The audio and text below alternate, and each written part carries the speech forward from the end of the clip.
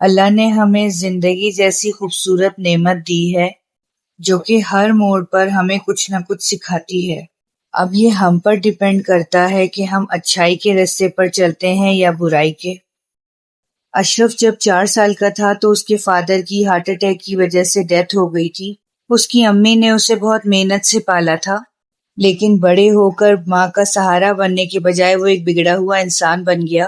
اس کی امی اس سے بہت ناراض ہوتی تھی کہ وہ برائی کے سارے رستوں کو چھوڑ کر اللہ کے بتائے ہوئے نیک رستوں پر چلے، لیکن وہ اپنی امی کی بات کبھی بھی نہیں سنتا تھا۔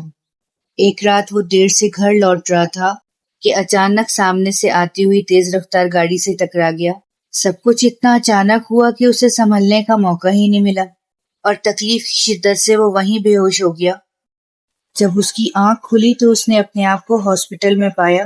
ڈاکٹر نے اسے بتایا کہ ایکسیڈنٹ کی وجہ سے اس کی ٹانگ پر گہری چوٹ لگی ہے، جس کی وجہ سے اب وہ کب چل پائے گا کچھ کہہ نہیں سکتے۔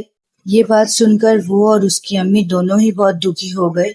وہ اپنے بستر پر لیٹا یہی سوچتا رہتا تھا کہ میں نے اپنی ماں کی نافرمانی کی ہے اور اللہ کے بتائے ہوئے رستوں پر نہیں چلا، اسی لیے مجھے یہ سزا ملی ہے۔ ایک رات جب وہ سویا تو اس نے خواب میں دیکھا کہ وہ ایک میدان میں اکیلا کھڑا ہے۔ دیکھتے ہی دیکھتے آسمان کا کلر تبدیل ہوا اور بجلی گرنے لگی۔ وہ یہ دیکھ کے اتنا زیادہ خوفزدہ ہو گیا کہ کہیں بجلی مجھ پر ہی نہ گر جائے۔ اس نے اس جگہ سے بھاگنے کی کوشش کری تو اسے لگا جیسے اس کے قدم جم سے گئے ہیں۔ اس نے اللہ سے گڑ گڑا کے معافی مانگی کہ وہ کبھی اپنی ماں کی نافرمانی نہیں کرے گا اور اللہ کے بتائے ہوئے رستوں پر چلے گا۔ جب اس کی آنکھ کھلی تو اس نے اپنے آپ کو بستر پر پایا۔ اس نے اللہ کا بہت شکر ادا کیا کہ یہ صرف ایک خواب تھا۔ اگلے دن سے اس نے ہمت کر کے نماز پڑھنا شروع کی، اور اللہ کی کرنی ایسی ہوئی کہ کچھ عرصے بعد ہی ڈاکٹرز کی مدد سے وہ پھر چلنے کے قابل ہوا۔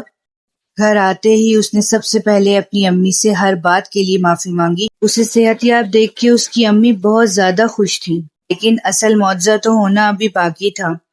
جو اشرف برائی کی دلدل میں پھنس چکا تھا، اب وہی اشرف ایک پرہیزگار انسان بن چکا تھا۔